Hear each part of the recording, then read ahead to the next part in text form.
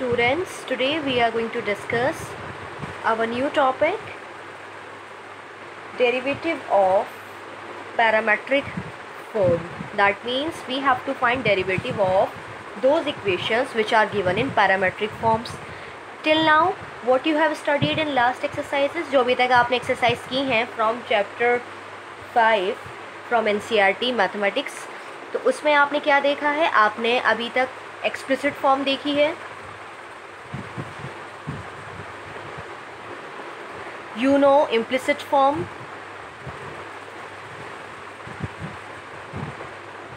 Now what is explicit and implicit form that you have studied till now? आपने जो अभी तक सीखा है बिफोर 5.6 वो क्या देखा है? देखिए, एक्सप्लिसिट फॉर्म वो होती है जिसमें हमारा फंक्शन x की फॉर्म में गिवन होता है, यानी y is equal to fx की फॉर्म होती है.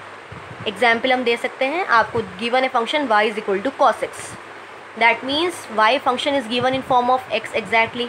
इम्प्लिसिट फॉर्म क्या होती है? जहाँ पर आपके मिक्स होते हैं दोनों फंक्शंस, यानी f of X Y is equal to 0.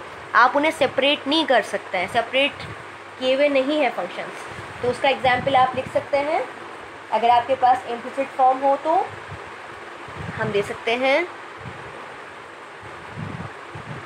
cos x y plus sin x is equals to 0. See here, it is combination of x and y together. तो ये हमारी हो गई implicit form. How we solve them? हमने इसे कैसे solve किया था? With the help of chain rule. हम चेन रूल से सॉल्व करते हैं इम्प्लिसिट फंक्शंस को. एक्सप्लिसिट डायरेक्टली सॉल्वेबल है, इसमें भी कोई दिक्कत नहीं है. आप चेन रूल भी लगा सकते हैं और कभी कभी विदाउट चेन रूल भी हमारे सॉल्व हो जाते हैं when function is easy. Now we will consider third form, that is our parametric form.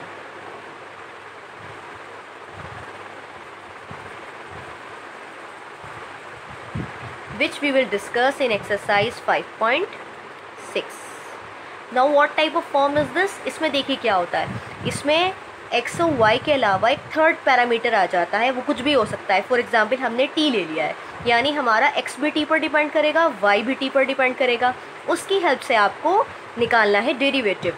सो कैसा फॉर्म होगी यहाँ पर? x is a function of t, y is also some other function of t. So that means x and y will depend on other parameter.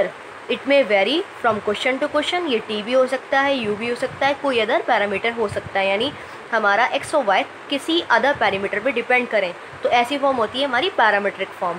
अब इसे solve कैसे किया जाता है? देखिए, I know when x is a function of t, तो हम x का डेरिवेटिव किसके रिस्पेक्ट में लेंगे? t के रिस्पेक्ट में ले सकते हैं. So I am giving you the key idea how you have to find derivative in this type of problems. तो क्या करना है आपको? सबसे पहले आप dx ओवर dt निकाल सकते हैं. विद रिस्पेक्ट टू t आप इसे डिफ्रेंशिएट करेंगे. सो आपकी वैल्यू जो भी आएगी f डैश t आ गई. Any value you can get according to question. आप फिर निकालेंगे dy बाई dt, यानी आप directly with respect to t के अगर आप इसे डेरिवेटिव लेंगे तो डैश हो जाता है. फर्स्ट डेरिवेटिव का सिंगल डैश, डबल डेरिवेटिव का डबल डैश होता है. और आपसे बोला गया है क्वेश्चन में क्या निकालना है? Derivative with respect to x, यानी y को विद रिस्पेक्ट टू x करना है. क्या आप इसे ऐसे लिख सकते हैं? dy by d T into d t by d x. इसका यही की रूल है, यानी आपको अगर dy बाई डी एक्स निकालना है तो आप अगर dy बाई डी टी निकालेंगे और उससे dt बाई डी एक्स से मल्टीप्लाई करें. देखिए ये दोनों तो एक दूसरे रिमूव हो सकते हैं. So dy by d x exactly same आ रहा है, तो हम इस एक्सप्रेशन को इस तरीके से भी ब्रेक करके लिख सकते हैं. आंसर हमारा यही आएगा. तो यानी हमने dy बाई डी टी की वैल्यू यहाँ से उठाई है, g dash t into d t by d x, यानी इसका रेसिप्रोकल, तो ये हो जाएगा upon f dash t. So this is my d y by d x, और you can say y dash with respect to x. So this is the key rule. अब इसे इस्तेमाल कैसे करना है? So we will see this thing in example. So let's start with example 34. So here find dy by d x if x is equal to a cos theta, y is equal to a sin theta. आपको dy by d x निकालना है, और x किसका function है? यहाँ theta का function है, और y भी यहाँ थीटा पे डिपेंड कर रहा है.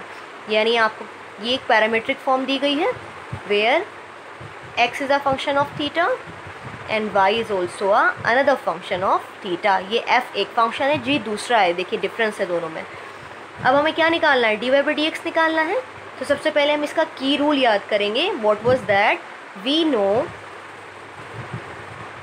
dy by dx can be written as dy upon with respect to theta करना है तो dy by d theta into d theta by dx, यही हमारा की रूल था पीछे। अगर फंक्शन t की फॉर्म में होगा तो dy by dt into dt by dx, theta की फॉर्म में है तो आपकी एक्सप्रेशन ऐसे चेंज हो जाएगी। Now we need y, derivative of y with respect to theta and derivative of x with respect to theta, so call it as equation 1 and 2. So on differentiating equation 1 and 2 with respect to theta we get, पहले हम x को करते हैं, चलिए dx over d theta. a constant है, as it is रहेगा। cos का differentiation क्या होता है cos थीटा का, माइनस साइन थीटा, ये हो जाएगा माइनस साइन थीटा, और थीटा का थीटा के रेस्पेक्ट में 1, so it is finish. Now dy by d theta gives me a constant, sin theta has derivative cos theta. Now my aim was to calculate dy by dx, so let's put value dy by d theta कितना आ रहा है, a cos theta आया है, multiply d theta by dx, यानी इसका reciprocal multiply करना है। तो रेसिप्रोकल क्या हो जाएगा, -1 upon a sin theta, this will be cancelled, so I got cos upon sin cot theta, so my answer is minus cot theta. So this exercise is very easy, there is nothing that is difficult for you here.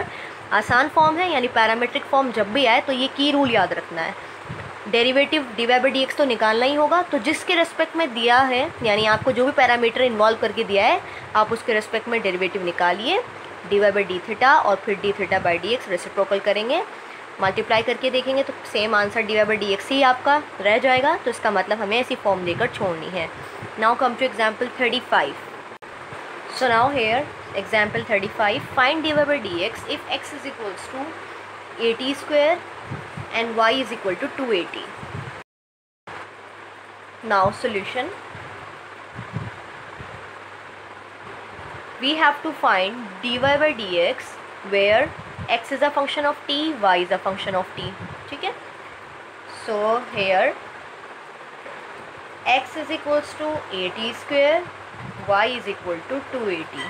हमें क्या चाहिए, dy by dx चाहिए। we need dy by dx that is equal to, I know by base, ये होता है dy by dt into dt by dx because my function is depending on t, dy by dt into dt by dx। अब निकालिए, हमें dy by dt चाहिए और dt by dx चाहिए। Let's call it 1 and 2।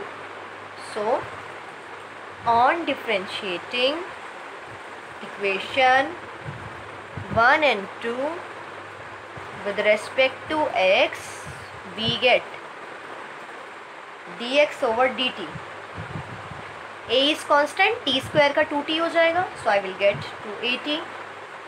So dy by dt, 2a is constant, t का with respect to t it will give me 1, so dy by dt is 2a. So now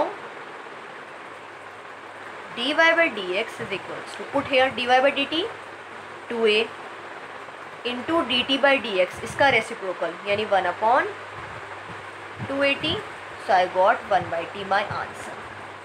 So this way we did example 35. Example 36 is same, you will try yourself. In case you face any problem, you can share